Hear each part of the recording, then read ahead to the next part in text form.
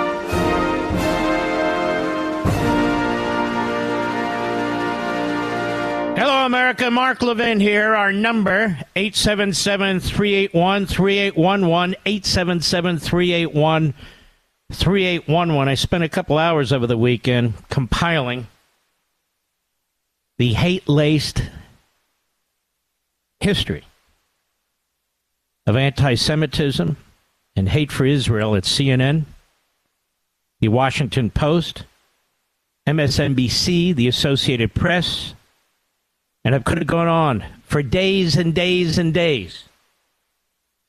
So I encourage you to check out my various social sites on the various platforms. If you want to check that out. One day I'll write a lengthy essay or maybe even a book on this because it's important to understand. And I will name names as well. From Jake Tapper. And who else was there? Just so many. Mehdi Hassan, Wolf Blitzer, how awful he's been on the subject. But not just him. All of them. This is the mindset at CNN. This is the mindset at MSNBC, the Washington Post, the New York Times. It's terrible. Terrible. But I want to read something to you. Because you keep hearing about a two-state solution. And the Secretary of State Blinken, who was the Deputy Secretary of State under Obama, and I'll get to him in a minute, is doing shuttle diplomacy from one murderous genocide regime to another. Some of them headed by terrorists, some of them headed by Islamists. And what is he trying to do? They say, the media, that he's trying to make sure, aren't more fronts that are opened up against Israel. It's not what he's doing. He's going behind the back of the United States Congress, behind the back of the American people, behind the back of the Israelis, and he's negotiating for a so-called two-state solution. They even put that up on their official State Department website. They want Israel to stop defeating Hamas. They want Israel, Doug Ross has a great piece on this, to enter into its 16th ceasefire over the years. 16th. Where Gaza's rebuilt and on, and then they attack Israel again. And people are right when they say, and you'll only hear this on Fox, that there was a ceasefire all the way up to October 6th until the Hamas Nazis broke the ceasefire. But that's not my point. Memory, which is a great site if you want to check it out, MEMRI. Memory.org. So is camera.org, like the word camera, CAMERA.org. But memory.org They have staff and others who interpret Arabic and other languages overseas. And they mention a columnist, Hani Salim Mashur. Hamas is not Palestine, an El Arab London publication. And without getting into all the detail, and he gets into a whole lot of detail, I actually believe it's a she, but whichever. I want you to listen to this brilliant point. There can never be a two-state solution. Because Hamas, Hezbollah, the umbrella group, the Muslim Brotherhood, which has a long history, 100-year history, is not interested in a state. They're interested in a caliphate, just like ISIS. They've tried on several occasions under the umbrella of the Muslim Brotherhood, and that's what Hamas is, part of the Muslim Brotherhood, to knock off Egyptian leaders. And they did it with Mubarak. And, of course, the assassination of Sadat. They've taken over Lebanon. That is, this effort at a caliphate. They now control what was the country of Lebanon. They're more powerful than the government there. They've taken over, with the Houthis, Yemen. They control Yemen now. And they're taking over other Arab states and other states in the Middle East and elsewhere. They're not interested in a quote-unquote two-state solution, but they are interested in the United States giving them territory from which they can continue their caliphate. And it wouldn't matter if it was Abbas with the Fatah party or some group or whatever it is, where they grab another chunk of land from the Israelis, Judea and Samaria. They would push the indigenous peoples, the Jews, off there in order to create fabricate this country. And the point of this author is, and this isn't the only author, there's another author in Egypt who's written essentially the same thing. The West doesn't understand what's going on, or if they understand it, they're denying it. This is a caliphate. Hamas is not interested in a country unless it could overtake it and use it as a base. Which leads me to my next question for Joe Biden, Blinken, Obama, and the other reprobates. What exactly would this other state look like on Israel's border? How exactly would it be different from the Gaza Strip, which was the two-state solution? Hello, which was the two-state solution. Didn't work out. Because the terrorists, the Islamists, seek this caliphate. They don't care who the United States and Europe and the UN or whomever else installs some committee to run some new country that they carve out of tiny little Israel. They're not going to limit them. They're not limited by boundaries. They're not limited by state sovereignty. They don't care about any of that. They're not a governing party. They're a terrorist movement. A terrorist movement. An ideological Islamist movement. Read what they write. Read their mission statement. This whole idea of a two-state solution is a disaster. And yet Obama pushes it, Biden pushes it, Blinken pushes it, the UN pushes it. Two countries side by side living in peace. Show me where that exists in the Middle East. Nowhere. Hamas has said they're never going to give up in their effort to slaughter the Jews. Muslim Brotherhood, Islamic Jihad, same thing. Iran, same thing. So how exactly would this other state be governed? How exactly would anybody prevent the toppling of the so-called government in that so-called other country? How exactly would you prevent it from becoming a highly militarized base from which to destroy the Jewish people in Israel? How would you do it? You can't do it. It's impossible. The so-called two-state solution would lead to the annihilation of the Jews, the annihilation of so-called moderate Arab states, and a country from which the nuclearized Iran and others would be able to threaten and, in fact, attack the United States and United States interests all over the world. There's nothing humanitarian about what's being pushed by Obama, Biden, and Blinken. They are fools, absolute fools.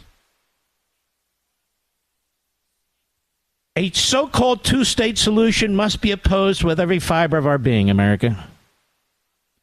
And notice how they're talking about it, even while they're holding Israel back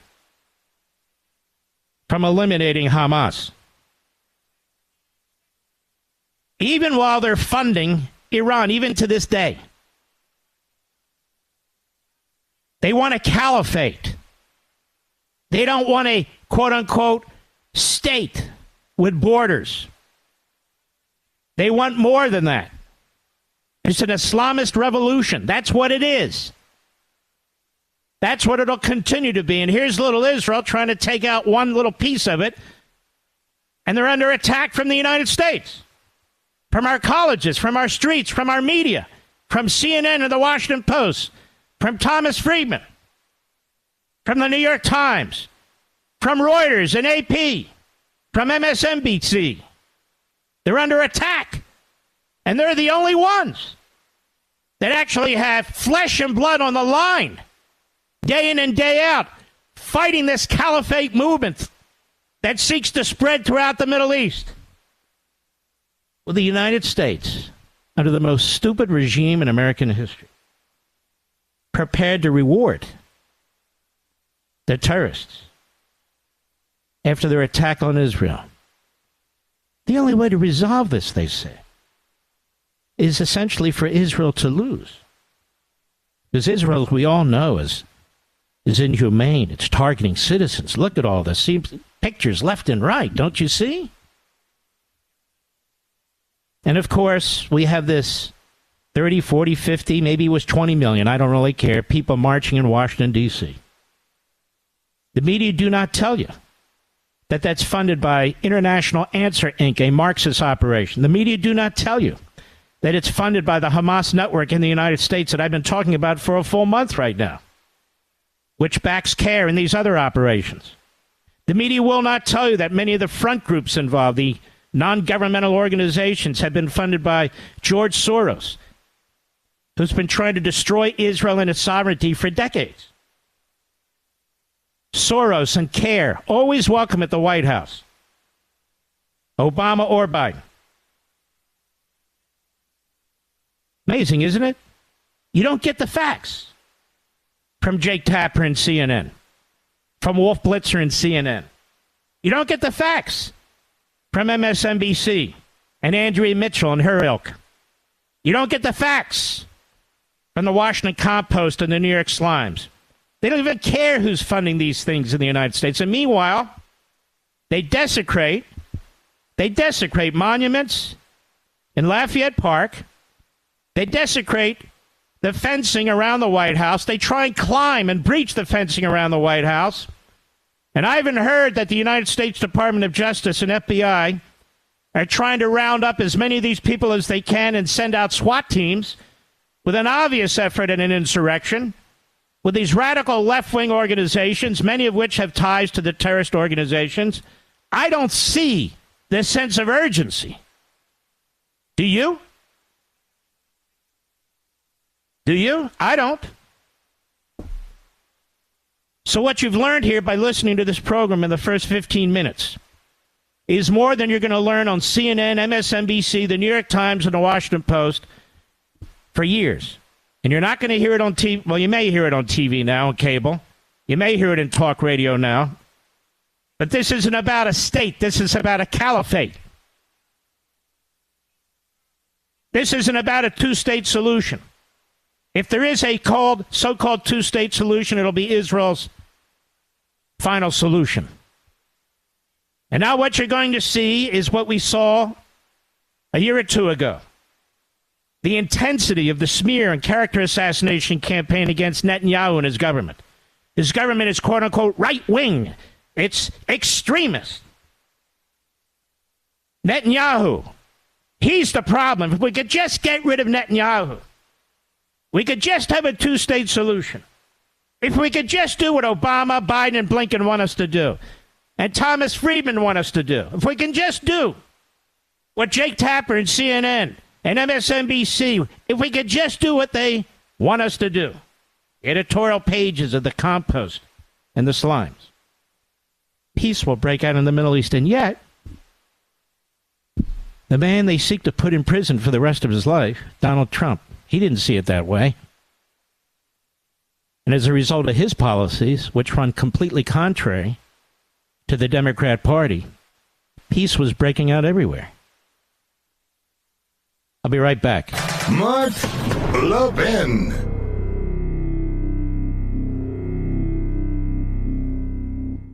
Have you been waiting to buy gold as an investment? Lots of commercials out there, but who can you really trust? I didn't want to make a bad investment, but didn't want to miss the boat either. Sound familiar? Fortunately, I've got great news. If you have an IRA or 401k and want to buy physical gold to diversify your investment, eliminate fear and uncertainty from the process, get the new Gold IRA Company Integrity Checklist. It helps you evaluate and choose the best gold IRA company. To get your free IRA Company Integrity Checklist today, text Levin to 68592. That's Levin to 68592. Now, I trust Augusta Precious Metals and invested myself. Use this checklist to choose the best gold IRA company for yourself and see if you agree. To get your free Gold IRA Company Integrity Checklist today, text Levin to 68592. Again, text Levin to 68592. Text date and message rates may apply. Performance varies. Consult your financial professionals before making investment decisions and get risk disclosures at AugustaPreciousMetals.com.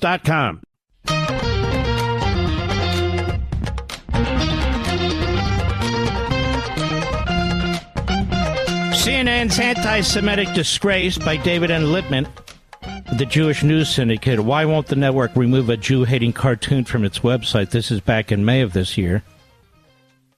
I think we know why. Here's another one. October 6, 2023. This is the day before the attack.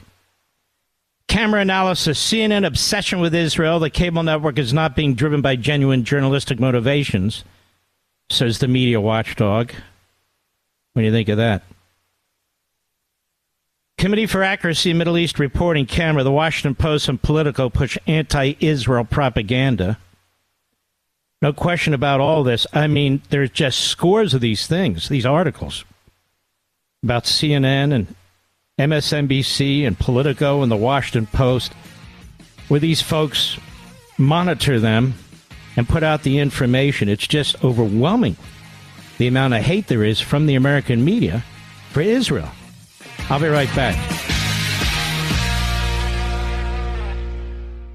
Have you been waiting to buy gold as an investment? Lots of commercials out there, but who can you really trust? I didn't want to make a bad investment, but didn't want to miss the boat either. Sound familiar? Fortunately, I've got great news. If you have an IRA or 401k and want to buy physical gold to diversify your investment, eliminate fear and uncertainty from the process, get the new Gold IRA Company Integrity Checklist. It helps you evaluate and choose the best gold IRA company. To get your free IRA Company Integrity Checklist today, text Levin to 68592. That's Levin to 68592. Now, I trust Augusta Precious Metals and invested myself. Use this checklist to choose the best gold IRA company for yourself and see if you agree. To get your free Gold IRA Company Integrity Checklist today, text Levin to 68592. Again, text Levin to 68592. Text date and message rates may apply. Performance varies. Consult your financial professionals before making investment decisions and get risk disclosures at AugustaPreciousMetals.com.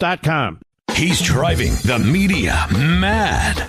Mark Levin. Call in with your outrage. 877-381-3811. And that media, so-called, definitely wants to shut me down and shut me up, but that ain't going to happen. It's just not. What I say is truthful. They can twist whatever they want. But this isn't the 1930s and 40s. I don't work for the New York Times and the Washington Post. I certainly don't work for CNN and MSNBC. These are horrendous organizations. And you can go on the internet yourself and see how contemptible they are. And their hosts, many of them, not all of them. But many of them, enough of them.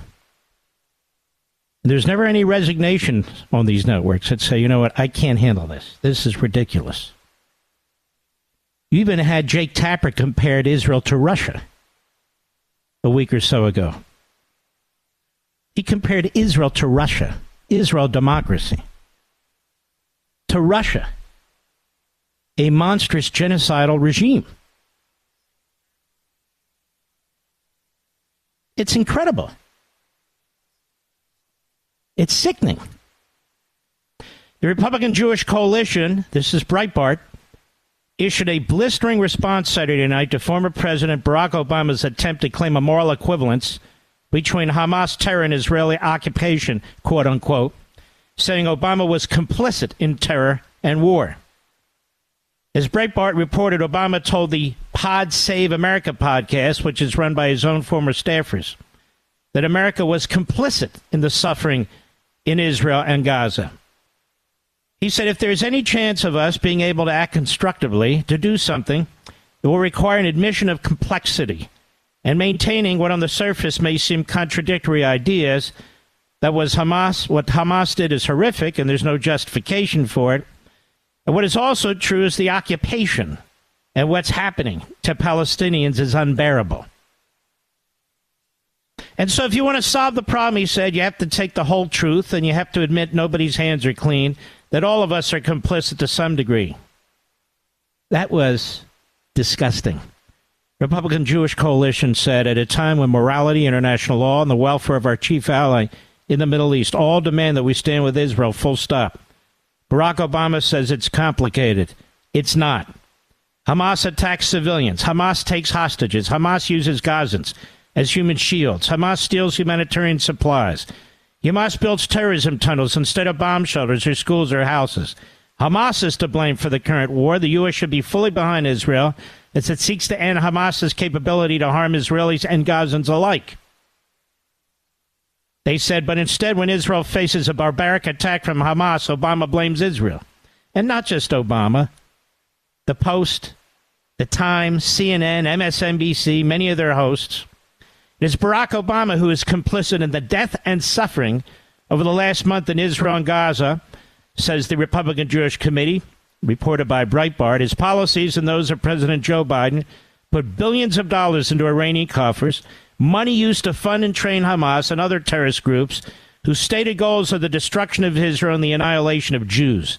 Obama's attempt to dilute his own culpability in this situation doesn't change the facts. Amen. Amen. But it changes it for the media. The Washington Post and Politico push anti-Israel propaganda. June 7, 2022, Committee for Accuracy in the Middle East reporting and analysis. There are scores of these stories, America, scores of them, leading right up to today. Right up to today. Now, I've told you before, there is Islamophobia going on in the world. It's just not happening in America. There are one-offs which are evil and horrific. But how many of you know this? How many of you know Pakistan carries out mass expulsion? The Washington Post actually covered this. It's an excerpt from today's Worldview newsletter. As global attention centered on Gaza and the compounding upheavals and traumas triggered by Israel's war on Hamas. You listen to that? You see what I mean? Israel's war on Hamas. Another population is in crisis. Hundreds of thousands of Afghan refugees are being forced to leave Pakistan as the country implements an order from its interim government to remove undocumented people from within its border. Of the roughly 4 million Afghans living in Pakistan, about 1.7 million are thought to be in the crosshairs of this repatriation plan. The Pakistani government set a November 1 deadline for when people without legal documents, primarily Afghans, but also potentially asylum seekers from persecuted groups such as China Uyghurs and Myanmar's to remain in the country. They must leave. So that's Pakistan. 1.7 million Muslims. They're pushing out of the country. Back in Afghanistan and other places. Pakistan is struggling to rein in the Pakistani Taliban outfits operating within the country. So what are they doing? They're pushing these people out. Almost 2 million of them.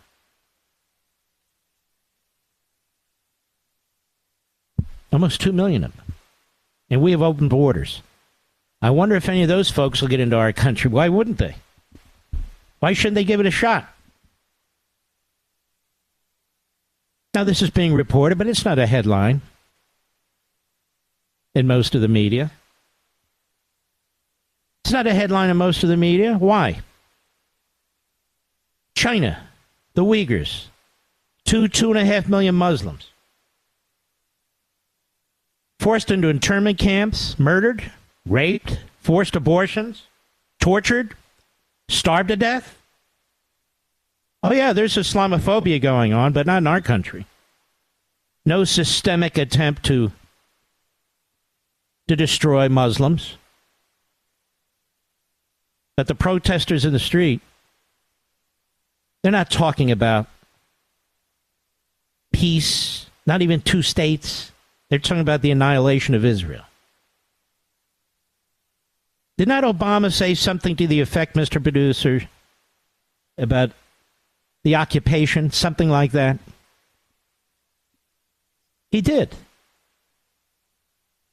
And, of course, he's not condemned on our TV networks, not by CNN or MSNBC. No. Look, Obama lit this fuse in the first place. Malley was his guy. Blinken was his guy. Sullivan was his guy. He was the first to start dropping off hundreds of millions, billions of dollars to the Iranian regime. It took Trump to come in and fix it all, clean it up. And then the protege, Biden, he comes in with the same Obama crowd and blows it all up. And let me suggest something to the government of Israel, the Prime Minister of Israel. Biden keeps pressuring you to do this or do that. Why don't you pressure Biden and tell him, look, Mr. President, when you shut off the oil money coming into Iran, when you enforce the sanctions that President Trump put in place to starve Iran of money for its terrorist war machine, when you pledge and demonstrate that you are prepared to prevent Iran from getting nuclear weapons and that you will do anything, as we will, to prevent it, to protect your people in the United States, and he can say, my people in Israel, then we can start talking about a humanitarian pause. But until you turn off the spigot, and until you pledge, like Trump did, to prevent Iran from getting nuclear weapons, don't you pressure us about a phony humanitarian pause when we've had 15 ceasefires up to this point. And now my people have been slaughtered. This is why they hate Netanyahu. This is why they hate Trump. Because these guys want to re-engineer the world. Because they hate our country fundamentally. We're too strong. We're imperialists. And so I want to ask the people at CNN, all the hosts, I want to ask the writers at the Washington Post, Jeremy Barr, how many Muslims have Muslims killed in the last year? Just curious. They don't even have to be in the Middle East. They're Muslim countries that are not in the Middle East.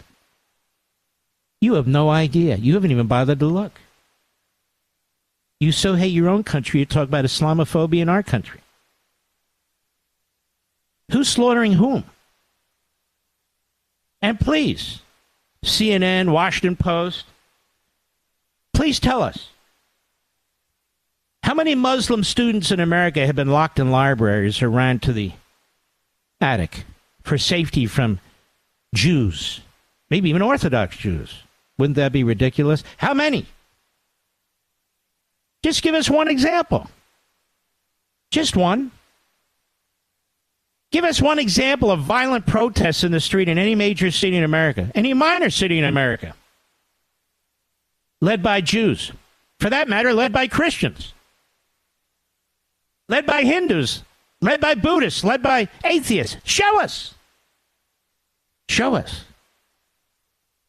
And why won't the Federal Bureau of Investigation not only track hate crimes, but who commits them? And provide those statistics to we the people, so we know where the problem's coming from. Why won't they do that? You know why. How many people were arrested over the weekend? During the insurrection over the weekend? I think I'll give it a name. It was Saturday, right, Mr. Producer? The November 5th insurrection. Everyone write that down. The November 5th insurrection. How many people were arrested? How many people were arrested for damaging government property, for trying to scale the White House fence? How many SWAT teams are going to be going out and rounding up these people? What kind of resources are the FBI, Park Police, and others applying to determine who committed these acts? How many? How much? And have you noticed the Attorney General of the United States is in the Witness Protection Program? Ever since October 7th, have we heard anything from this man? Where is the Attorney General of the United States? Where's the director of the FBI? Where's the head of the Civil Rights Division? Oh, that's a funny one. Where's the head of the Civil Rights Division? Another bigot. Oh, they put out statements. I get them automatically, and I read them. That's not the same thing. Where are they? Where is the press conference from the heads of the Department of Justice? All of whom have ties to Obama. All of whom are radical leftists. Where are they? Where is the all-hands press conference with the Department of Justice announcing all the things they're going to do to fight terrorism on our college campuses?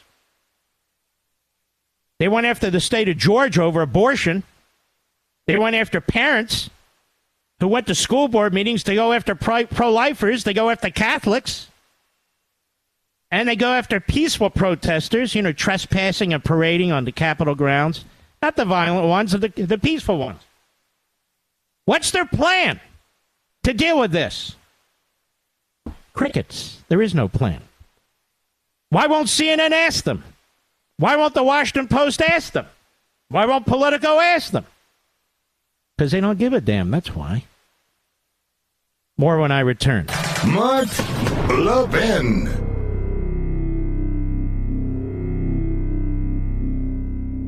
Have you been waiting to buy gold as an investment? Lots of commercials out there, but who can you really trust? I didn't want to make a bad investment, but didn't want to miss the boat either. Sound familiar? Fortunately, I've got great news. If you have an IRA or 401k and want to buy physical gold to diversify your investment, eliminate fear and uncertainty from the process, get the new Gold IRA Company Integrity Checklist. It helps you evaluate and choose the best gold IRA company. To get your free IRA Company Integrity Checklist today, text Levin to 68592. That's Levin to 68592. Now, I trust Augusta Precious Metals and invested myself. Use this checklist to choose the best gold IRA company for yourself and see if you agree. To get your free Gold IRA Company Integrity Checklist today, text Levin to 68592. Again, text Levin to 68592. Text date and message rates may apply. Performance varies. Consult your financial professionals before making investment decisions and get risk disclosures at AugustaPreciousMetals.com.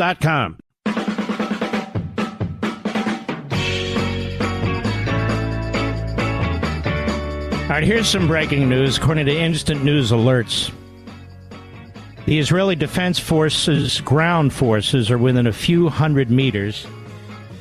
That's about 350 feet of Shifa Hospital in intense combat with Hamas forces. In other words, they're attacking one of their main headquarters.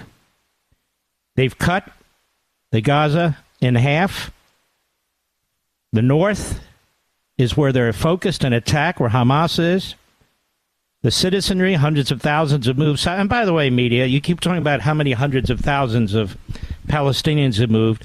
Well over 500,000 Israelis have been removed from the northern border alone. But you never report these things. Why is that? Well, we know why. Because you suck. IDF ground forces are within a few hundred meters of Shifa Hospital in intense combat with Hamas forces. And it goes on, posted by Mossad Commentary. The Air Force is currently bombing tunnels near the Al-Quds Hospital in Gaza. So Hamas is under this hospital and others. This is where the headquarters are, and they're zeroing in the Israelis.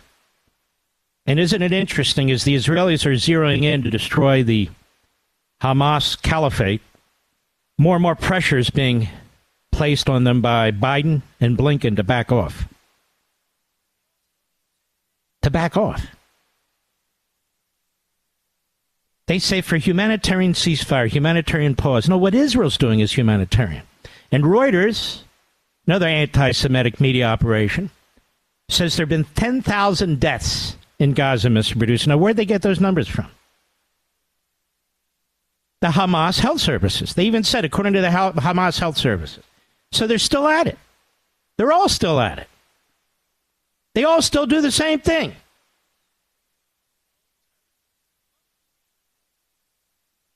It's unbelievable. But I want you folks to know about that.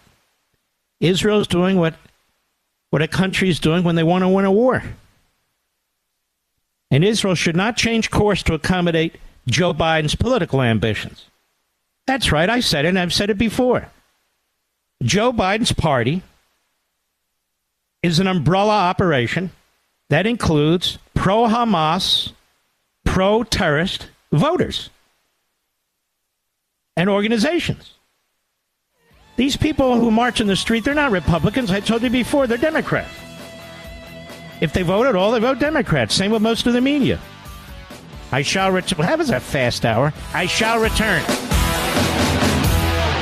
This segment of the podcast is exclusively sponsored by Pure Talk. Pure Talk offers great coverage and can save your family money on your wireless bill every single month. Go to puretalk.com to find the plan that's right for you. Thank you again for listening, and thank you so much for this sponsorship, Pure Talk. He's here. He's here. Now, broadcasting from the underground command post, deep in the bowels of a hidden bunker, somewhere under the brick and steel of a nondescript building, we've once again made contact with our leader, Mark Levin.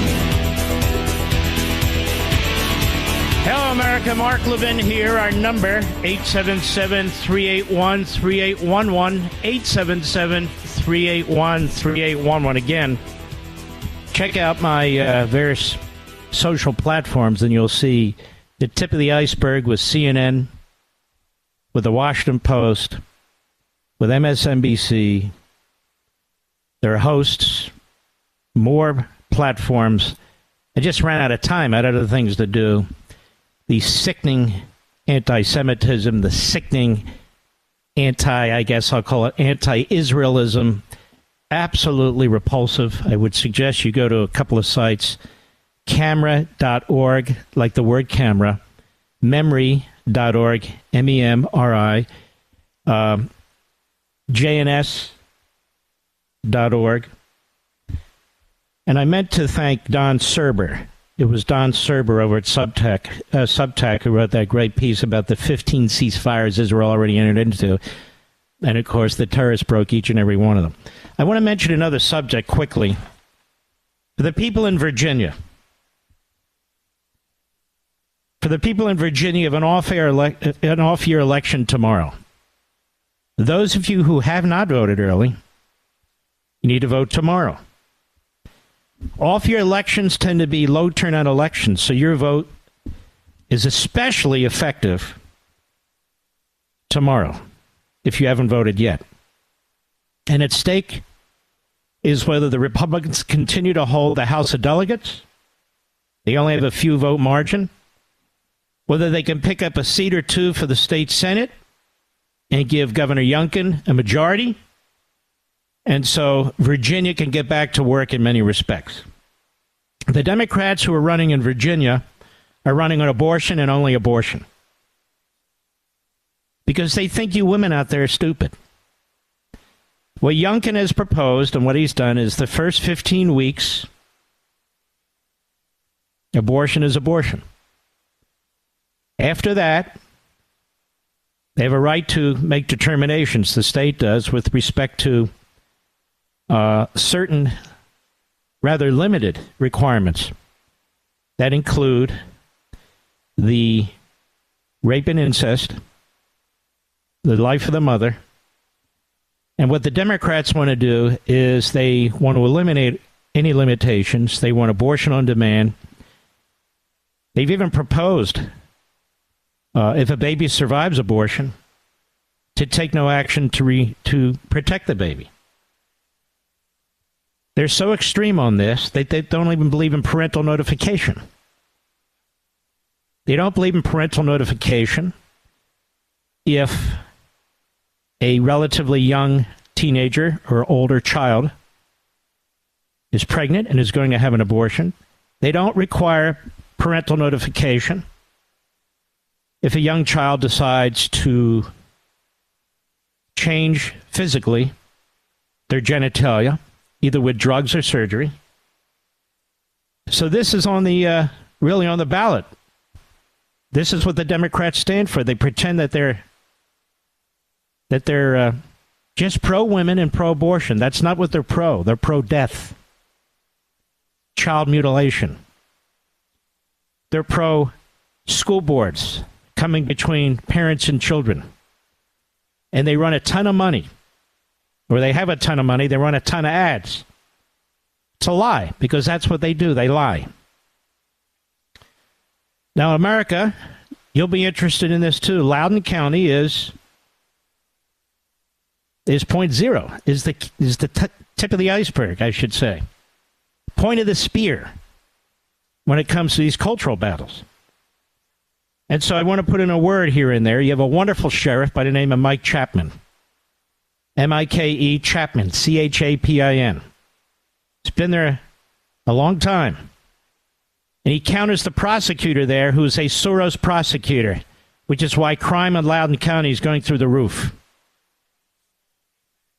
So guess what, ladies and gentlemen? In New York, one of the Soros organizations is pouring money into TV ads to try and take out Loudoun County's sheriff. Because the sheriff is only the only balance there is in Loudoun County law enforcement against the radical Soros prosecutor. So Soros is literally spending money, washing it through these groups to defeat the sheriff of Loudoun County. Loudoun County's become a big, powerful county. And to install a radical leftist. So you folks are voting for law and order, or you're voting for anarchy and crime. And in Mike Chapman, you get law and order. At the state delegate level, there's a gentleman who's running who I know, Gary Higgins. He's solid as a rock. If we can take that seat, we should be able to hold on to the state legislature in Virginia. You're going to hear about all this tomorrow and tomorrow night and Wednesday, America, so I'm dealing with it right now before everybody else. In the state Senate, you have one of these former Soros prosecutors who worked under the Soros prosecutor. She's running around talking about how she's tough on crime, but the defund police movement has heavily funded her campaign. So what does she do? She's running on abortion. Abortion on demand, abortion at any time, no parental notification, nothing, zero. She's a radical leftist. And as an assistant prosecutor, she actually let sex offenders out who committed offenses again. But that word prosecutor, for some reason, mesmerizes people. Well, when you're a Soros prosecutor, it ought not mesmerize anybody. So she's running against Juan Pablo Segura, who's a great guy, who spent a lot of time working on issues involving children. Juan Pablo Segura. He's the one to vote for. So you have Gary Higgins, Juan Pablo Segura, Mike Chapman, and one more. For the all-important chairman of the Board of Supervisors in Lowden County. Again, Lowden County is the point of the spear on these culture wars, America. That's why I'm focused on this. Yes, I have a home there, too, but that's not why I'm focused on. And there is a candidate running by the name of Gary Katz, who's very, very solid, running against Phyllis Harris, who has serious ethical issues, who's extremely radical, who wants to use her position as chairman of the Loudoun County Board of Supervisors to run for Congress. But Gary Katz is the candidate you should support. So, finally, Gary Higgins for delegate, Juan Pablo Segura for state senator, Mike Chapman for sheriff, and Gary Katz for chairman of the Loudoun County Board of Supervisors. You also have important school board races and other races there. So I'm focused on this one county. I can't go through all the counties of Virginia, but many of you folks in Virginia don't live in Loudoun County. You really need to pay attention to what's going on and get out there and vote. Again, it'll be a low turnout election. So if as many Republicans and conservatives and sensible Democrats, a shrinking pool, get out and vote for these people, and get out and vote in your own county for the right people, you're going to make a real difference. And I don't mean a real difference nationwide. You're going to make a real difference in your own lives. You know why people are moving to Florida, they're moving to Tennessee, they're moving to Texas, is to escape these Democrats. So why would you vote them in? Why would you listen to their lies, their constant lies? This is a party, any party media, that run with Hamas talking points. Of course, the Washington Post endorses all the Democrats, but the Washington Post all but endorses Hamas. So why would you listen to them? Well, you shouldn't, of course. Let's get back to this here. I want to talk a minute about Donald Trump, what they've been doing to Donald Trump. You actually have a case in New York that's been going on where the judge should have been disbarred a long time ago. Before Donald Trump ever walked into the courtroom. Before his lawyers ever walked into the courtroom. Before Donald Trump spoke one syllable, the judge found him guilty of violating a statute that has, according to Fox, and they did the research, has never been used against another person in the state of New York. Never, ever.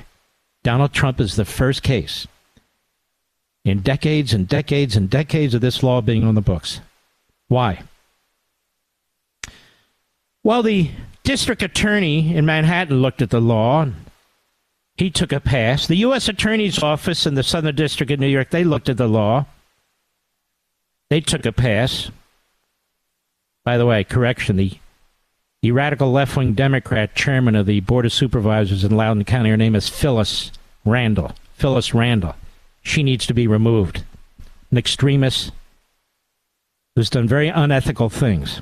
And now she wants to run for Congress using this. Gary Katz is the guy. So here you have a statute that is clearly unconstitutional. You don't have to have a victim. It's a civil statute. You don't actually have to have somebody who's been defrauded. You don't have to have a complainant who has said they've been defrauded. You don't have to have any wrongdoing. It's a dispute over the valuation of property. And in every one of these contracts that Donald Trump signed, and obviously he didn't write these contracts, you hire lawyers to do these things, there was a disclaimer which said, look, if you don't agree with our valuation, it's on you. Hire your own assessor and do the valuation yourself. It's okay. Do it. So what else can you do? There's no fraud. There's no there's no violations. There's no complainant. You have the language in these contracts that says transparently, this is what we value the properties at. This is the information we have. Feel free to hire your own people. So forth. They didn't do that. He wasn't late in a single payment. All the payments were made. Everything was paid off. And now he's sued by an attorney general who should have also been disbarred, by an attorney general who's a radical left-wing Democrat, elected by a judge who's an elected Democrat. And she not only wants to take $250 million, $250 million from Trump, who didn't do anything wrong.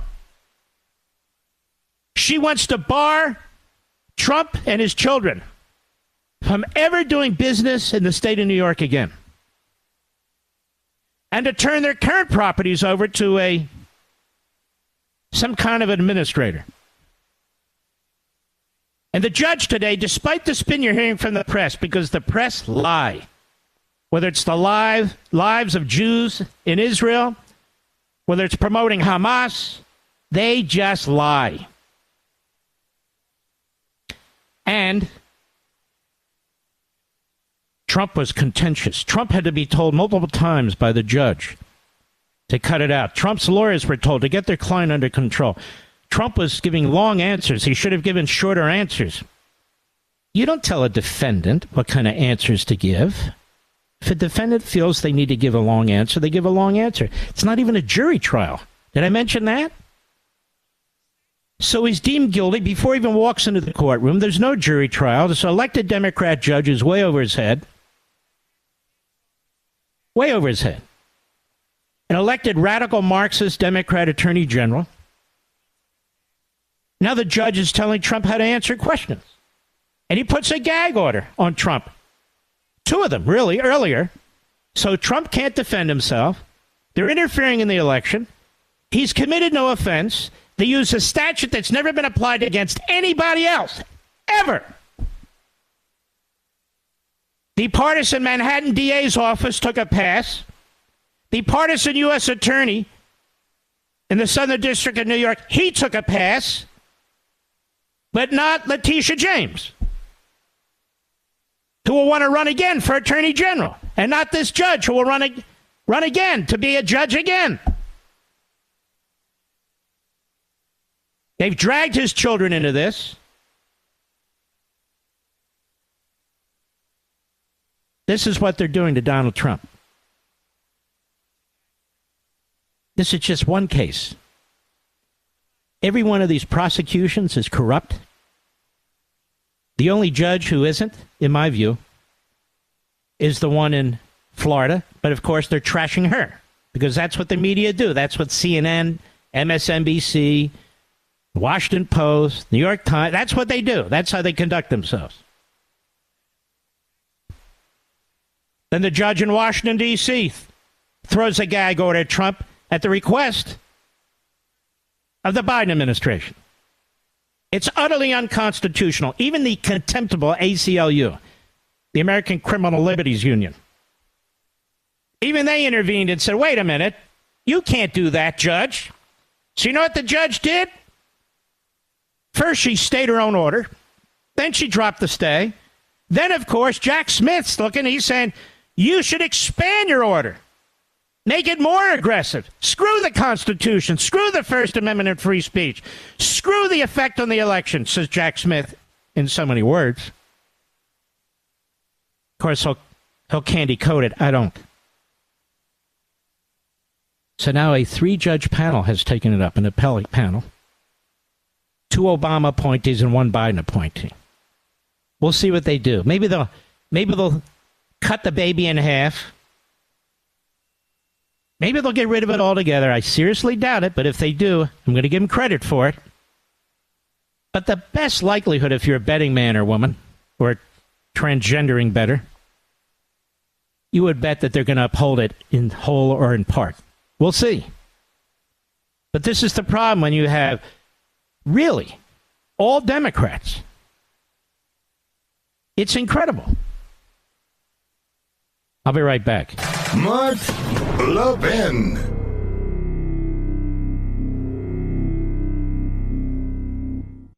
I have to tell you something that speaks to the very core of our values as Americans. About a veteran-owned company on a mission to make a real difference in the lives of our military members. And of course, I'm talking about our great sponsor, Pure Talk. I absolutely love what they're doing. Our veterans gave everything to protect our nation, and Pure Talk understands the sacrifices they've made. Now, they've set an ambitious goal to eliminate $10 million in military debt by Veterans Day. But they can't do it alone. They need your help. When you switch to Pure Talk's lightning-fast 5G network, they'll donate a portion of every new order to this noble cause. And you can make a real difference just by choosing superior cell phone service. And Pure Talk's plans start at just $20 a month, offering unlimited talk, unlimited text, more data, and a mobile hotspot. Just go to puretalk.com/Levin, Levin, and make the switch. Let's rally together, show our unwavering support for our veterans, get the best service at the best price as well. Visit puretalk.com/Levin, puretalk.com/Levin, and switch to Pure Talk today in less than 10 minutes. It's the right move, and it's the American way.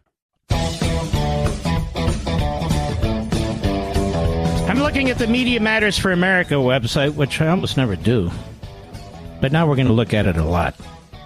Cable and broadcast news networks largely failed to cover Trump's alarming statements about migrants, liberal Jews, and Hezbollah. National broadcast and cable networks are barely covering Trump's recent gaffes and incoherent statements. Major national outlets adopt House GOP spin to protect rich tax cheats. Fox host Mark Levin claims Wolf Blitzer's parents weren't victims of the Holocaust. Blitzer has spoken to how members of his family were killed at Nazi concentration camps. They're still pushing that crap. Alex Jones at InfoWars air a report that questions Holocaust death toll. Well, the New York Times didn't cover the Holocaust at all. Why don't they mention that? They can mention Alex Jones, but why don't they mention that? The Heritage Foundation uses fringe right-wing media to promote itself as it struggles to stave off competitors. It goes on. It attacks libs of TikTok. It attacks Fox Nation. It attacks Meta. Not Meta. It attacks X, that is Bezos. It attacks Sean Hannity, Charlie Kirk. It attacks Rumble. It attacks Ingram, Jesse Waters, Clay Travis. So here's my question. How does this group, this Soros-funded front group, have a tax-exempt status? How does it have a tax-exempt status? They're not attacking a single Democrat, liberal idea, Biden ever. How does Media Matters have a tax-exempt status? I'll be right back. I have to tell you something that speaks to the very core of our values as Americans. About a veteran-owned company on a mission to make a real difference in the lives of our military members. And of course, I'm talking about our great sponsor, Pure Talk. I absolutely love what they're doing. Our veterans gave everything to protect our nation, and Pure Talk understands the sacrifices they've made. Now, they've set an ambitious goal to eliminate $10 million in military debt by Veterans Day. But they can't do it alone. They need your help. When you switch to Pure Talk's lightning-fast 5G network, they'll donate a portion of every new order to this noble cause. And you can make a real difference just by choosing superior cell phone service. And Pure Talk's plans start at just $20 a month, offering unlimited talk, unlimited text, more data, and a mobile hotspot. Just go to puretalk.com/Levin, Levin, and make the switch. Let's rally together, show our unwavering support for our veterans, get the best service at the best price as well. Visit puretalk.com/Levin, puretalk.com/Levin, and switch to Pure Talk today in less than 10 minutes. It's the right move, and it's the American way.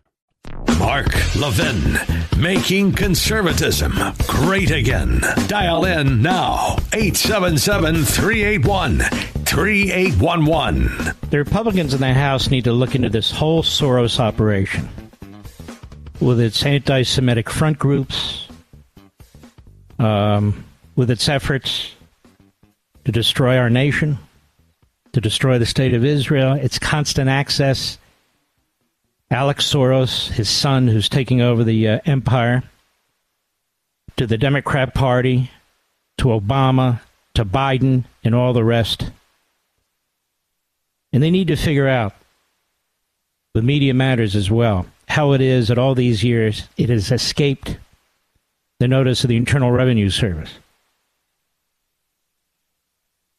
And even though this organization is headed by an anti-Semite and a racist, proven,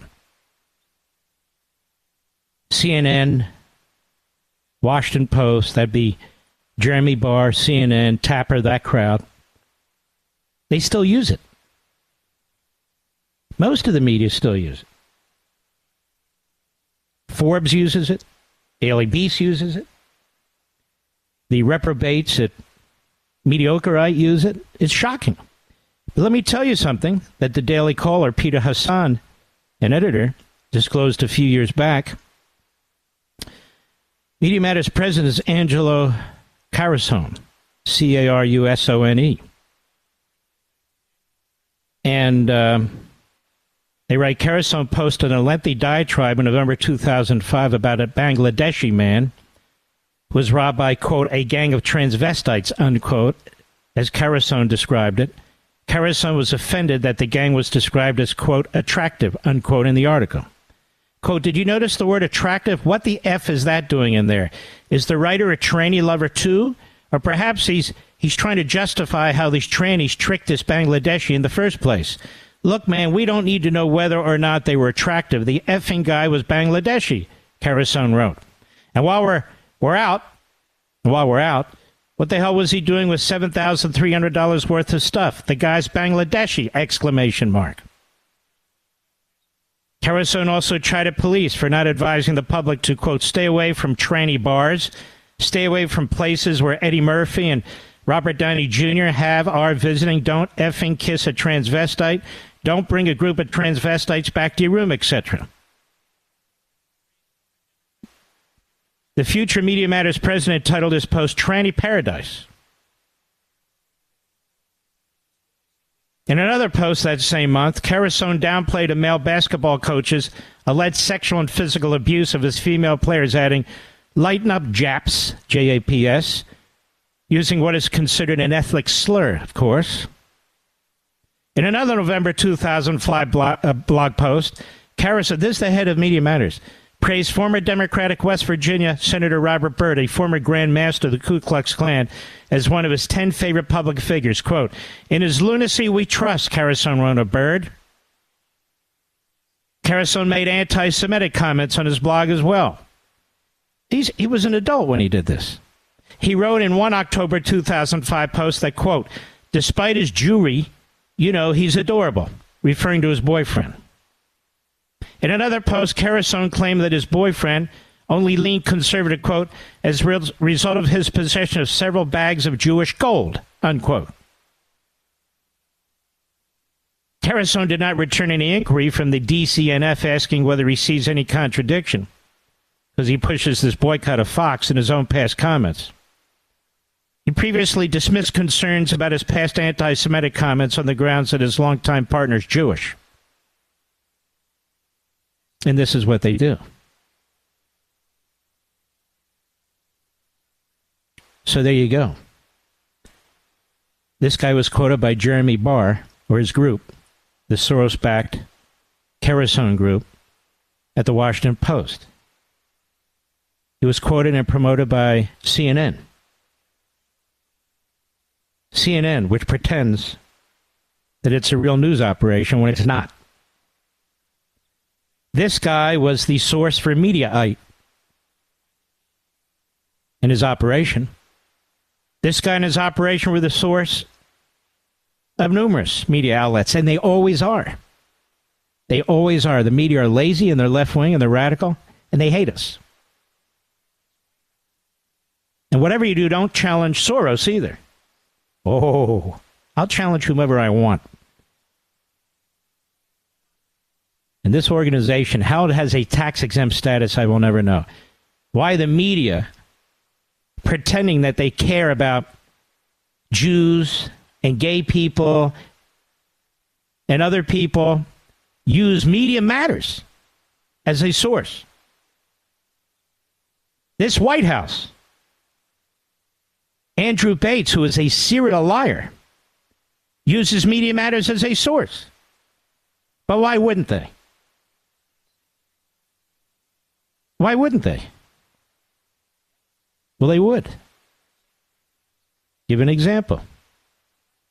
The New York Times. They have no standards. Here is October 20, 2023, New York Post reporting on the New York Times. Shannon Thaler, New York Times rehires Hitler-praising Salman Hiji to cover Israel-Hamas war. What? Would this be the same New York Times that has published multiple anti-Semitic cartoons? Yes. The same New York Times that covered up the Holocaust? Yes, just like the Washington Post. That New York Times. A New York Times reporter who came under fire last year for praising Adolf Hitler in multiple resurfaced Facebook posts was rehired by the Gray Lady to cover the Israel-Palestinian war. I didn't hear any complaints about this over at CNN. Palestinian filmmaker Salman Hiji hailed the Nazi leader as recently as 2018 in a post on Facebook when he shared a photo of himself captioned that he was, quote, in a state of harmony as Hitler was during the Holocaust, unquote. Per a translation from Arabic by pro-Israel media watchdog site Honest Reporting. So why is anybody still left at the New York Times who has an ounce of morality? Wouldn't you resign over this, Mr. Producer? But they didn't. That same year, Hiji was hired by the Times as a freelance journalist and worked on a slew of, quote, visual investigations, unquote, published by the organization through 2021, including one on Israeli airstrikes that killed 44 people. Hiji's 2018 post, including a 2012 Facebook post where he wrote, quote, how great you are, Hitler, unquote, in Arabic, alongside a photoshopped image of Hitler seemingly taking a selfie. They were unearthed last year when pro-Israel outlets called out the Times for hiring anti-Semitic journalists as freelancers. What do you think about that, Jake? At the time, Hiji didn't appear to be working for the Times anymore and has since taken down his controversial pro-Hitler posts. Wait till I hammer MSNBC tomorrow. However, the Times rehired the anti-Semitic freelancer last week, 2 weeks ago. Hiji's byline has appeared in the publication nearly every day since October 12th, and his latest story from Gaza published on Thursday. Hiji wrote a piece titled, at a hospital in southern Gaza, a backup generator becomes a crucial lifeline. About a facility 2 miles from the Ahib Arab Hospital bombing by a Palestinian terrorist organization that falsely blamed Israel for the attack, which the New York Times did. And CNN effectively did too. A Times spokesperson defended the outlet's decision to rehire Hiji. We reviewed problematic social media posts by Mr. Hiji when they first came to light in 2022 and took a variety of actions to ensure he understood our concerns and could adhere to our standards. You have no standards, you bastards. If you wish to do freelance work for us in the future. Once Israel denied any involvement, the Times swiped it out, that is the headline, well, one that said, hundreds dead in blast at Gaza hospital, Palestinians say. Mr. Hiji followed those steps, as has maintained high journalistic standards, they said. He has delivered important and impartial work at great personal risk in Gaza during this conflict. Well, I guess that fixes everything. So out of all the people they hire a guy who praised Hitler more than once, fairly recently, and their cartoons, and their history. The Post has sought comment from Hiji. The Times has drawn scorn from media critics for running an initial headline about the hospital explosion that pointed the finger at the Jewish state. Quote, Israel strikes, kills hundreds in hospital, Palestinian officials say. Israel's ambassador to the UN slammed the Times, of course. Israel's president, Herzog, a fairly moderate fellow when it comes to politics there, he slammed CNN. Because CNN's international reporter is another scumbag. CNN's loaded with them. As is the New York Times, as is the Washington Post. Now, you know, I could play it safe, America, and stop exposing the media, hosts, reporters, cameramen. I could play it safe. A lot of people played it safe in the 1930s and 40s. They kept their mouth shut. They were afraid what would be said about them. That same mindset is at work today. If you consistently tell the truth and condemn the liars in the media who cover up for the terrorists, who play moral equivalency, who hate Israel while pretending they don't, well, you put a target on your forehead. So be it. It's the way the cookie crumbles. All right, Mr. Producer, we'll be right back. Mark Levin.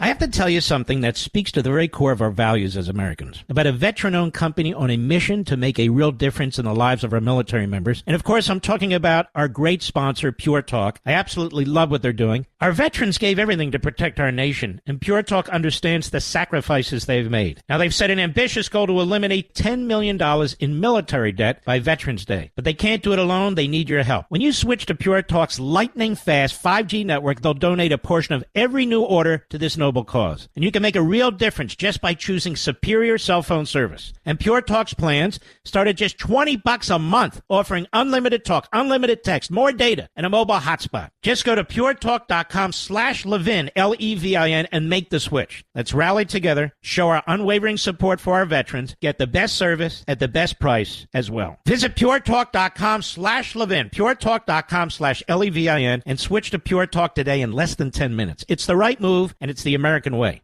I mean, seriously, out of all the people to choose, you rehire a guy that was praising Hitler for slaughtering Jews?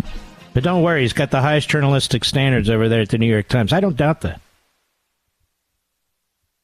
I don't doubt that. And notice they don't come under any criticism from Media Matters or Jake Tapper at CNN or anybody at CNN. No problem. Nobody resigns over it, nothing. Wait until you hear about MSNBC tomorrow. I've already done a lot on them, but you can never do enough. You can never do enough. And CNN's history is despicable. It's disgusting. And people write about it all the time. All the time. Washington Post, too. But they're not alone. They're just, as we say, as I say, the tip of the spear. Oh, wow, who knew? Who knew? And, of course, this is in the Daily Wire. It's not at the New York Times or the Washington Post. You won't hear about this on CNN. The Hamas terrorist billionaires who live in marble-floored mansions and luxury hotels as they decry Gaza poverty after profiting from misery and terror.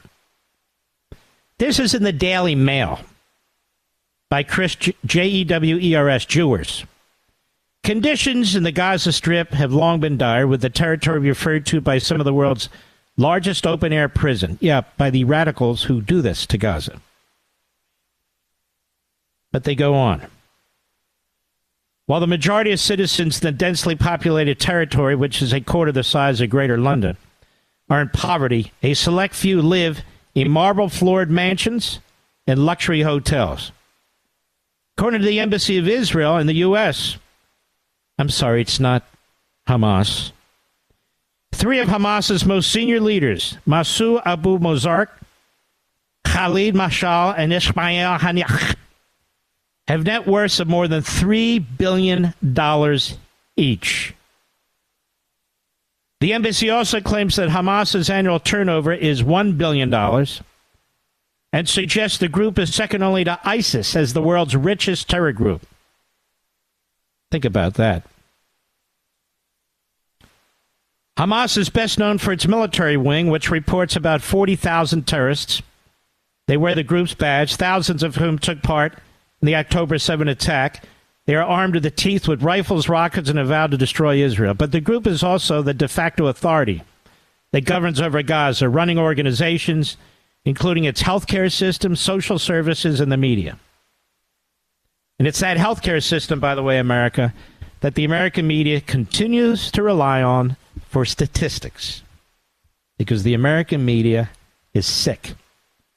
It took power in 2006 with its political leader, Ismail Haniyeh, assuming the role of prime minister that year, remains in control of the territory and having called no election since, is essentially an authoritarian regime. It's a caliphate. In the years since taking control, the group's leaders have profited off the misery of the Gazan people. Now, you're not going to see this on MSNBC. You're not going to see this on CNN. Joe Scarborough is not going to talk about this. Talib, Omar, AOC, and the other Hitlerians, that's right, Hitlerians, they're not going to talk about this. No, not at all. A study from 2021 suggested that about 1/4 of disease spread in the territory is caused by water pollution, 12% of the deaths of young children. While Gazans deprived of basic needs, Hamas uses aid and funds to line their own pockets.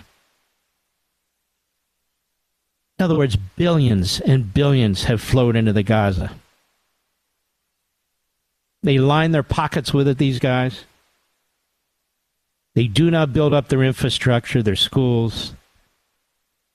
They are a Islamist, terrorist, Nazi operation. They hoard the wealth, they use Palestinians as human shields, and allows the population it claims to govern to go hungry. According to German news outlet Bild, notice I can't even cite the New York Times, Washington Post, or CNN. There are 4 Hamas officials who have grown particularly wealthy. The trio that I just mentioned, as well as a 4th, Jonas Quafisha. Hania is believed to be the richest of the 3, despite once vowing to live only on olive oil and spice. A 61-year-old father of 13 children, he's been in hiding since 2019, living in the high life and luxury hotels in Qatar and Turkey. They often jet between Tehran, Istanbul, Moscow, and Cairo in private jets. I'll be right back. He's here. He's here. Now, broadcasting from the underground command post, deep in the bowels of a hidden bunker, somewhere under the brick and steel of a nondescript building, we've once again made contact with our leader, Mark Levin. Hello, America. Mark Levin here. Our number, 877-381-3811, 877-381-3811. Let me finish this Daily Wire piece. It's amazing. Daily Mail piece. We have to go to the UK, Daily Mail, to get this information. You will not find it at the Washington Post, the Jeremy... What's the guy's name again? I don't even remember his name. Barr, that's right. The sycophants at CNN, all the rest of them. So I want you to listen to this. The German news outlet Bild, according to them, there are 4 Hamas officials who've grown particularly wealthy over the years. And I've mentioned them: Abu Marzouk, Khalid Mashal, Ismail Haniyeh, as well as a 4th named Jonas Quafisha. Haniyeh is believed to be the richest of the 3, despite once vowing to live only on olive oil and spice. The 61-year-old father of 13 has been in hiding since 2019, living the high life and luxury hotels in Qatar and Turkey. Those are American allies to Islamist regimes.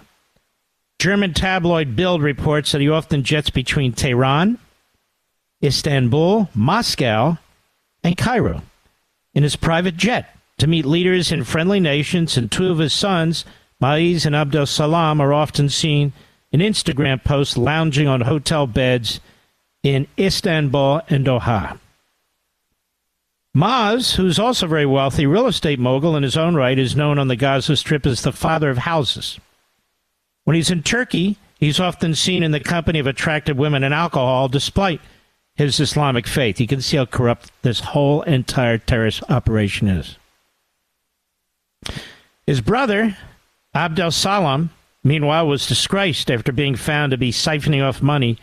His role as sports ambassador for Hamas's Shura Council, its Politburo, Bild says. The publication estimates his net worth to be $2.5 million. The Israeli embassy says it's closer to $3.2 billion.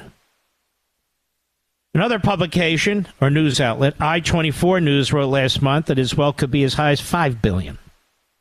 All this money we're pouring in, all this money the UN's pouring in, all the money the EU's pouring in, it's being used for tunnels. It's being used for weapons to kill Jews and to kill their own people.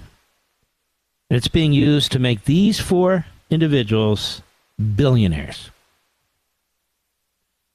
Khalid Mashal, 67, is the former head of Hamas's political bureau. He fled Damascus to escape the Arab Spring in Syria and, like Hanea, is now living in Qatar. From there, he handles real estate and financial transactions for Hamas. When he fled Syria, Bild reports, he is said to have taken $1.5 billion from Hamas's headquarters in Damascus. Israel's U.S. Embassy puts his net worth at $4 billion. Musa Abu Marzouk, 72, is another Hamas high flyer. He's considered the second in command within the group and is a foreign minister of sorts. After spending 14 years in the United States, where he was arrested in 1995 for activities supporting terrorism and deported after 2 years, he moved to Jordan. Remember our ally Jordan? Then to Syria, and then to Cairo in 2012. Despite his arrest, he kept hold of his money, and today Bild reported his fortune is estimated at $2 billion, while the Israeli embassy puts it higher at $3 billion. Jonas Kafisha, 67, is a fourth official highlighted by Bild, the German publication, for his immense wealth.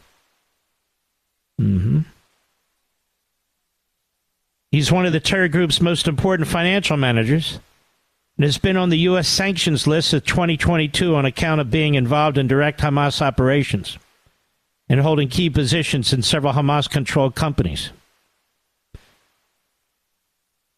According to I-24 News, the wealth accumulated by Hamas's very top officials is just the tip of the iceberg.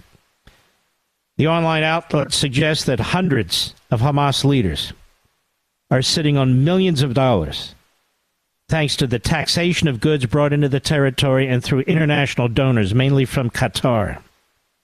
While some estimates of Hamas's wealth are more conservative, there's no question the group leaders have amassed huge fortunes.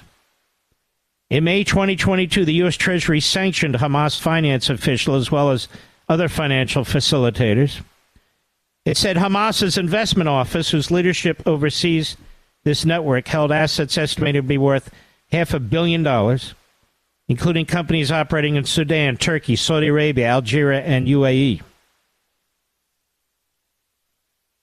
And it goes on. How do they accumulate this wealth? On account of it being a terror group, Hamas is cut off from assistance from the likes of the U.S. and the European Union, that both provide support to the Palestinian Liberation Organization in the West Bank. Historically, Palestinian expats and private benefactors in the Middle East provided much of the group's funding, in addition to some Islamic charities in the West, a.k.a. in the United States. Israel has in the past also allowed Qatar to provide hundreds of millions in assistance, while other foreign aid comes through the Palestinian National Authority and the UN.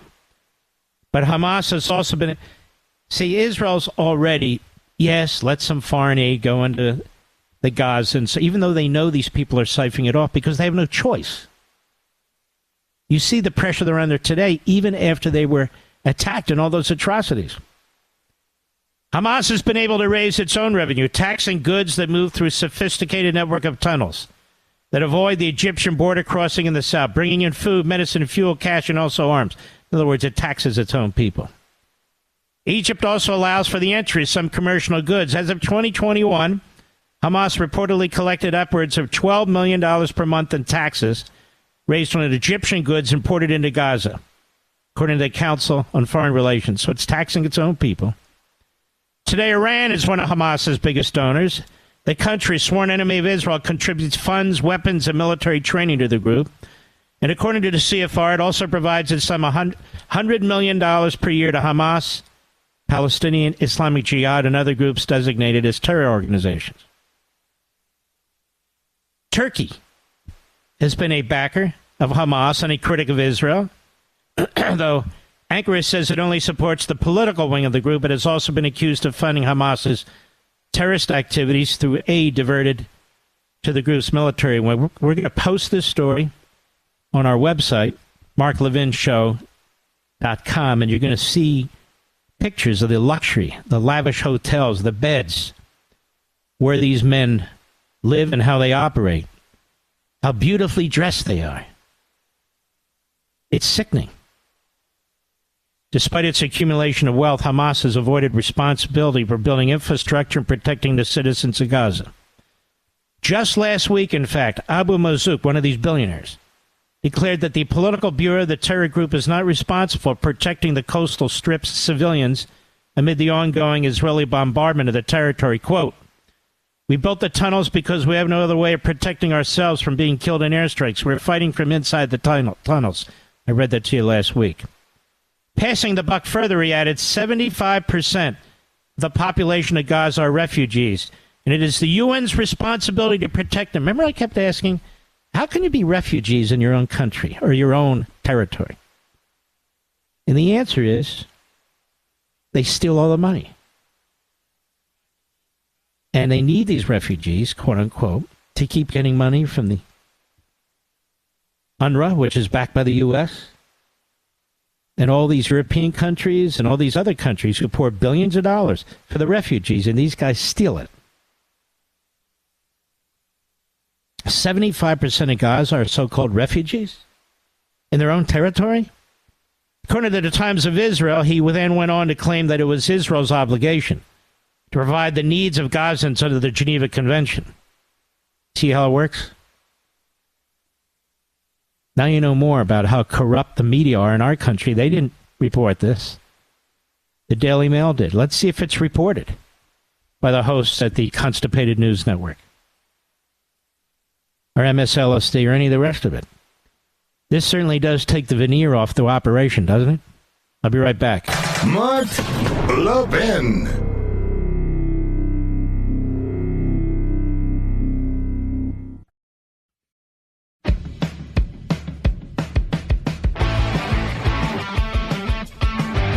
It's my pleasure to welcome a good friend of mine, Congressman Chris Roy from Texas. Chris, for God's sakes. Chip Roy from Texas. Chip, how are you, my friend? Doing great, Mark. Chris is by far the nicest name. It's not my real name that I've been called lately. Yeah, likewise. But anyway, that's funny. Chip, you guys in the House, you pass a bill, which is what you're supposed to do, a single appropriation bill. Right. To get money to the state of Israel, which is an extremist right now. You're saying we're going to offset it with this ridiculous money that goes for 87,000 IRS agents to harass Americans. There's no time for that. And then you and your party are accused of playing politics. Biden says he's going to veto it. Schumer wants to block it. McConnell wants to block it. Whether it's Ukraine or 1,000 other things, you want to go from about $14.5 billion, and they want to spend over $100 billion, correct? No, that's exactly right. Now, first of all, if Biden opposes it and Schumer opposes it, and if McConnell opposes it, man, it must be the most righteous thing you could possibly be doing. So true. He came in, and he did a very good thing right out of the gate, sending over Israel standalone, paid for out of a pot of money set aside to expand the IRS to harass the American people, like you just described. Only in Washington would people choose the IRS over Israel and try to blame us for doing something to help Israel while making sure it's paid for and that we're not making our government worse. Look, the people of Israel need our support and help. They're our friends and our allies. They're being attacked viciously, violently, barbarically, as you have covered ad infinitum on your show. But you can't do it enough because of it's unspeakable, the kinds of things that are going on. But it's not just that, Mark, and you know it and I know it. It is in our national security interest as America to have a strong Israel holding the line against these forces of terror, these forces of evil. And it is good for us. It is a good use of dollars for us to invest and help and support Israel hold that line, particularly when it's pushing back on Iran effectively. Mm-hmm. So I think we ought to hold the line. I'm encouraging Speaker Johnson, don't blink. We all want to get that money to Israel on the double, but not at the expense of doing things the right way. Don't let them roll us. We'll get this done, I think, in the near couple of weeks. But I think we need to hold the line, demonstrating that we're going to be serious about how we do this and push on Schumer and Biden and call their bluff. And that's going to head right into the whole continuing resolution debate over the next 10 days. Mm-hmm. Very, very true. Meanwhile, Biden allows the spigot to remain open to get money, the Iranians to get money for their oil. Yep. The money keeps flowing into UNRWA, the UN operation. Yep. The money goes into Gaza, and these 4 billionaires, the Daily Mail has written about, who run the place from Qatar and Turkey, they have their own private jets. I mean, billionaires. They're the ones who leech the money off of the people there. I mean, isn't Biden like doing all the wrong things in the Middle East? Yeah, totally. And I'm glad you mentioned that, obviously, about UNRWA, which is a United Nations program that has been funding the Palestinians for years directly, not to mention all of the money that is, backdooring into the Palestinians by way of all the support we're giving, or that ends up helping Iran. In this case, as you just articulated, the lack of sanctions allowing them to make literally like $40, $50, $60 billion in revenue from selling oil to China.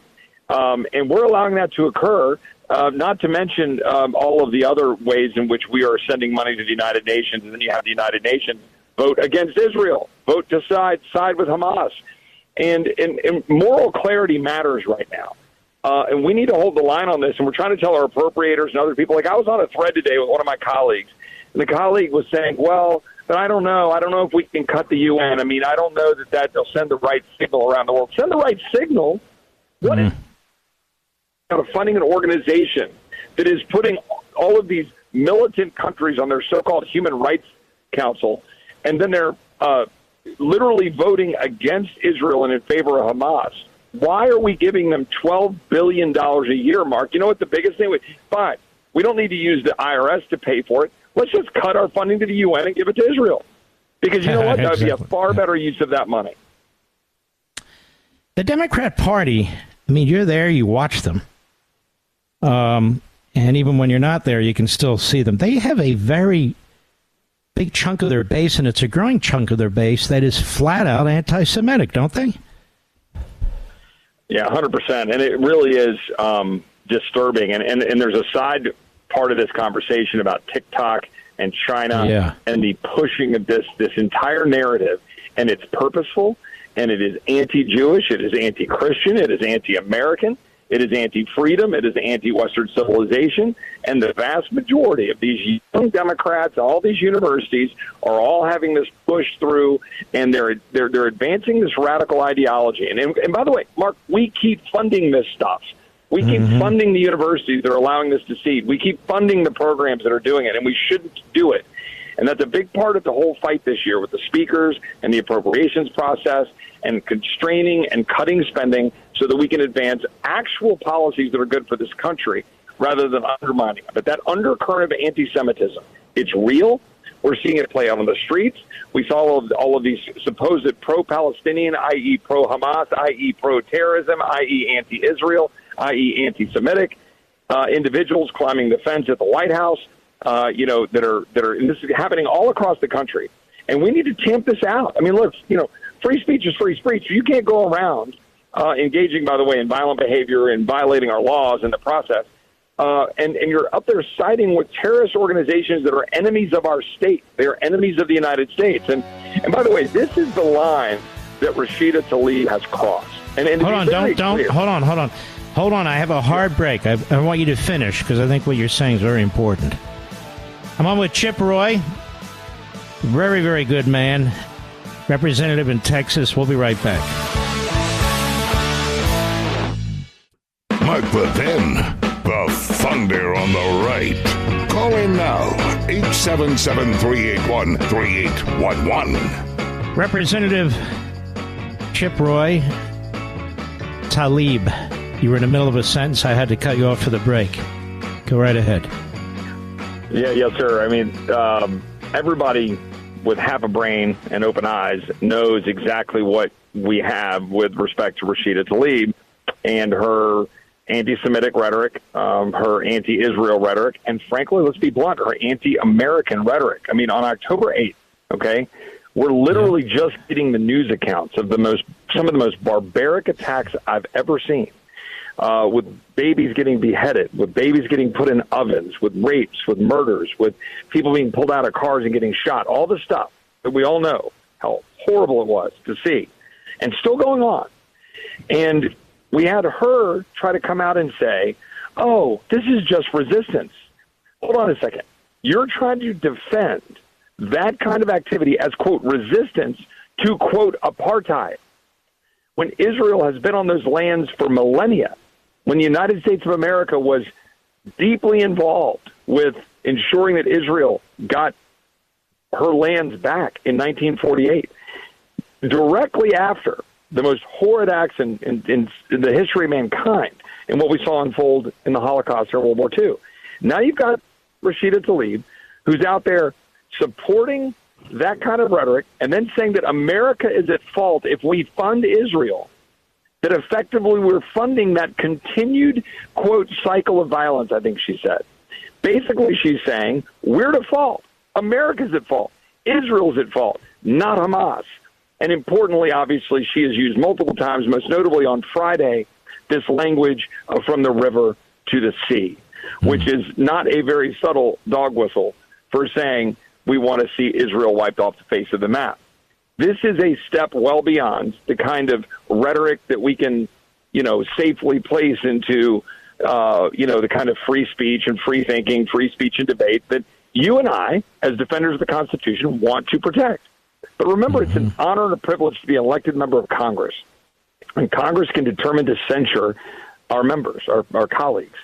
And Rashida Tlaib deserves to be censured. I believe she will be censured.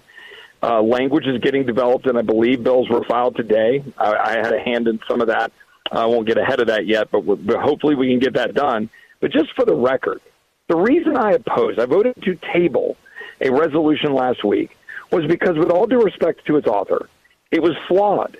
It had language in it defining something as an insurrection that is plainly not an insurrection, which has legal consequences, as you know, with respect to some of our fellow Americans involved in the January 6th issue and some of the litigation, and even President Trump, who is now being wrongly targeted in states as being disqualified under the 14th Amendment insurrection language. So my main point here is, it matters how you draft these things, and we want to get this done and get it 218 votes. So I'm working on it. I hope we'll get it done this week. It needs to happen. It just has to be done the right way. Do you know, and I don't, that's why I'm asking you, the Democrats have a growing group of American haters, Marxists, of Islamist supporters, and I would say it's almost in the 24 numbers now. Do you know of anyone among your colleagues, Republicans, who have that kind of mindset? Anyone? I'm unaware of a single soul in the Republican Party who has anywhere near that kind of a mindset. I really don't. You've got such obvious vitriol being directed towards Israel and in favor of terrorist sympathizer, terrorist enemies, actual terrorists, as we see unfolding here with Hamas. And I can't even put it into words, Mark. I mean, what we're seeing unfold around this country. And it is incumbent upon us to stand up and stand athwart that vitriol, because it's being directed at our Jewish brothers and sisters, but it's even bigger than that. You know that, right? This is an attack at our very way of life. Those of us who believe in Western civilization, this is a direct assault on our values and our belief in Western civilization. It's so unbelievable to me, and I really do think we need to start defunding these universities and colleges. I mean, we have state legislatures, many 100%. Of them are Republican. They need to take steps now. The federal level, same thing with these various grant programs, student loans. I bet a whole bunch of these people got a student loan relief, quote unquote, unconstitutionally from Joe Biden. And no question. Yeah, go ahead. Yet Yeah, no question. And Mark, this is so important for all your listeners out there, because you're going to hear so many Republicans say, Chip, why are you so concerned about discretionary spending? It's only about 25% of the total budget. Why are you so wound up about it? Number one, if you can't cut the Department of Education or a weaponized DOJ, you think you're going to go deal with it of how to make Social Security or Medicare solvent? No. Second thing, why are you funding the bureaucrats who are at war with your way of life?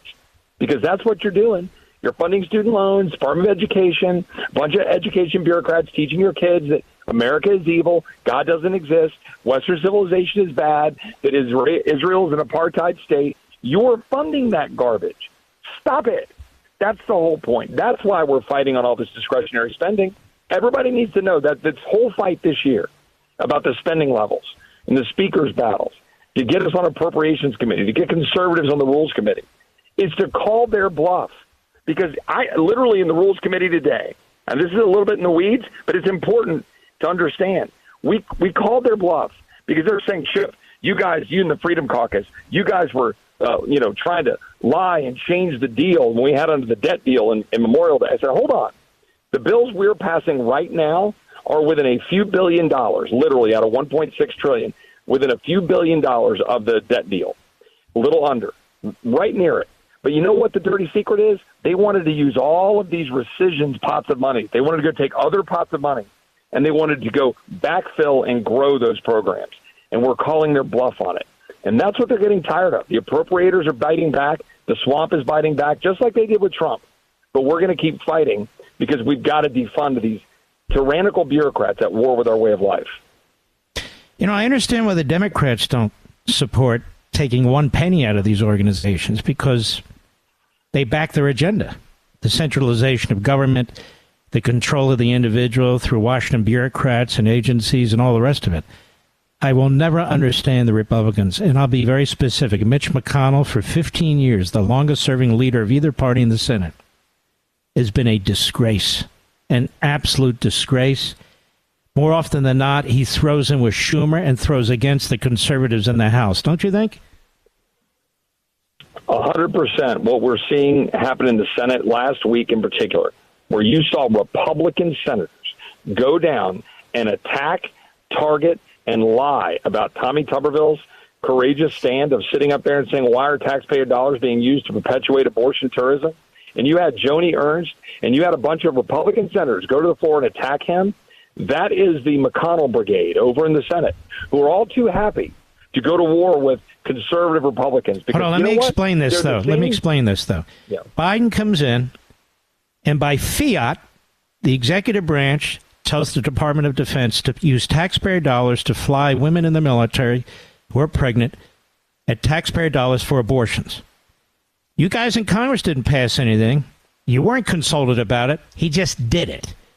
And considering the money that we need for the military and all the rest of it, and their attempt to use the military for wokeism and social change and everything else, here you have a senator from Alabama that said, the only power I have is to put the brakes on the Pentagon that did this on its own when it comes to what they really care about, and that's one promotion after another. And Joe Biden can end this in 2 seconds if he would withdraw his unconstitutional executive order, or their policy, I should say, at the Defense Department, but he won't. So they pile on Tuberville, and the media pile on him, and Republicans pile on him in the Senate to claim that he's undermining the Pentagon and our security. Do I have that about right? You have it exactly right. And in one added element, you had United States senators, Republicans, go to the floor of the Senate and effectively lie by saying that, we're just telling you, Coach Tuberville, we just want to vote right now. Let's do a vote. And they would ask for consent to call up one of these nominees. And Coach Tuberville would say, no, I do not consent to that. And they would say, see, you're blocking it. We just wanted to have a vote. That's unanimous consent. That's not a vote. Literally all Coach Tuberville is demanding is that they actually do their job and vote. But they say, no, that will take too long. And the point here is he's taking a stand against this tyranny of the bureaucracy, funding a policy and a program antithetical to your beliefs, my beliefs, and the beliefs of the majority of the American people, that we shouldn't fund abortion tourism with taxpayer dollars. Now multiply that times 1,000, the programs across the entire federal government. In terms of education, the Department of Justice weaponized against Scott Smith out in Lowden County in Leesburg. You know that well. All of the weaponization of Department of Justice against the former president, against people like Mark Houck in Philadelphia. All of the use of education department and all of the DEI and all of the critical race theory, all of that stuff is being done. And Republicans sit back and go, oh, Chip, isn't that cute? You want to cut these bureaus. You can't do that. That will harm a program. No, the American people are tired of funding that stuff when we have a $2 trillion deficit. And we need, Republicans to stand up and fight. And thankfully, the Freedom Caucus is doing it, and I hope Mike Johnson will hold the line in the House. It's just incredible how they push their agenda. They do it in violation of the law. They do it with their executive orders or regulations, and everybody's happy. They change it, and some guy stands up against it, and they just try to destroy him. They do the same to you. They do the same to me. They do the same to any constitutional conservative that actually cares about this country. Look how they're reporting on Israel and Hamas. Look at CNN. It's grotesque. Look at the Washington Post and the New York Times. They are grotesque. Look at the MSNBC. They don't tell the truth. And they're not going to tell the truth about this. Here's the upside, though. I'll close with this. You know why I have a lot of hope and a lot of faith? Is because of you, people out there telling the truth. Also, young Americans like Riley Gaines, who just said no to all this garbage. And she said, you know what? I'm not swimming against a dude. Scott Smith, like I talked about in Leesburg. There are Americans who are waking up and tired of it. I just hope Republicans will represent them instead of the swamp in making decisions here in town. And we're trying to fight that. Now, you have a re-election campaign. If people want to help you, where do they go? Well, thanks, Mark. Chiproy.com, chiproy.com. Any financial support is grateful. Yes, we're in election cycle. We need to make sure that we, go strong and really appreciate it. And chiproy.com, or my Twitter account is ChiproyTX, ChiproyTX. So you don't like the name Chris I gave you, huh? Or you do like it? No, like I said, it's better than most names I got. Let me get one last thing. I was in New Braunfels, Texas, which I represent, near San Antonio, last night. My dad's 81st birthday yesterday. And nice. We were out, and hundreds of people coming up to us and saying thank you. No one complaining.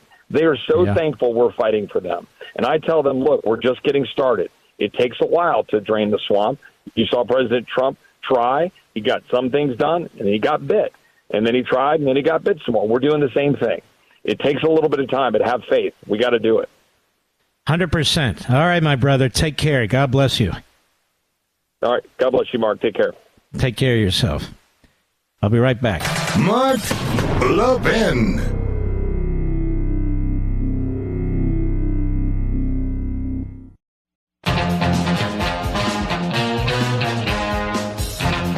Don't forget, Virginia, you got to vote tomorrow if you haven't voted early. Please don't forget. In Lowden County, Gary Higgins, Juan Pablo Segura, Mike Chaplin, and Gary Katz. Please don't forget. And the rest of the state as well. These are low turnout elections, so you can really chase them. You can really catch them off guard if you get out there and you vote. If you haven't voted already, don't leave it to somebody else to help save the country and save your state. It's on you, and all people ask is for you to vote. I wanted to mention something before I leave this evening. Joe Biden's polls are in the toilet. Donald Trump is leading him in 5 battleground states. 2 things. People are saying, well, who's going to replace him? Which Democrat? I wish these conservatives in TV and radio would think about what they say. Who's going to replace him? From a substantive point of view, it doesn't matter. Because the Democrat Party has been behind every step of Joe Biden's policies and agenda. They've supported it in Congress. Every Democrat governor supported. All the Democrats have supported all the destruction he's done to this country, destroying our energy independence, destroying our border, destroying our currency, massive inflation, massive redistribution of wealth, 87,000 new IRS agents, and overseas, they've supported him 100% as well. So this is on the Democrat Party. It's not like they have one person replace their zombies. The whole Democrat Party hates America. So that's point number 1. Point number 2 is this. Nikki Haley. Oh, look at her numbers. They're significant. Nikki Haley is the candidate the rhinos have decided to get behind. Let me be clear. Nikki Haley is the candidate the rhinos have decided to get behind. She was not a conservative governor in South Carolina. She doesn't even run on her 8 years an agenda. You can't tell me 2, 3, 4, 5 things she did in 8 years. I know she raised taxes. Tim Scott said so. But what has she really done at a time when we need somebody who will fight the culture, fight the bureaucracy, fight the media? She's not the one. Not from my point of view, period. Ladies and gentlemen, we salute our armed forces, police officers, firefighters, emergency personnel, our truckers, freedom fighters all over the world, and certainly our brothers and sisters in Israel. Biden doesn't have your back, but we sure as hell do. God bless you in this audience. I am blessed to have you. Let's keep standing tall. See you tomorrow.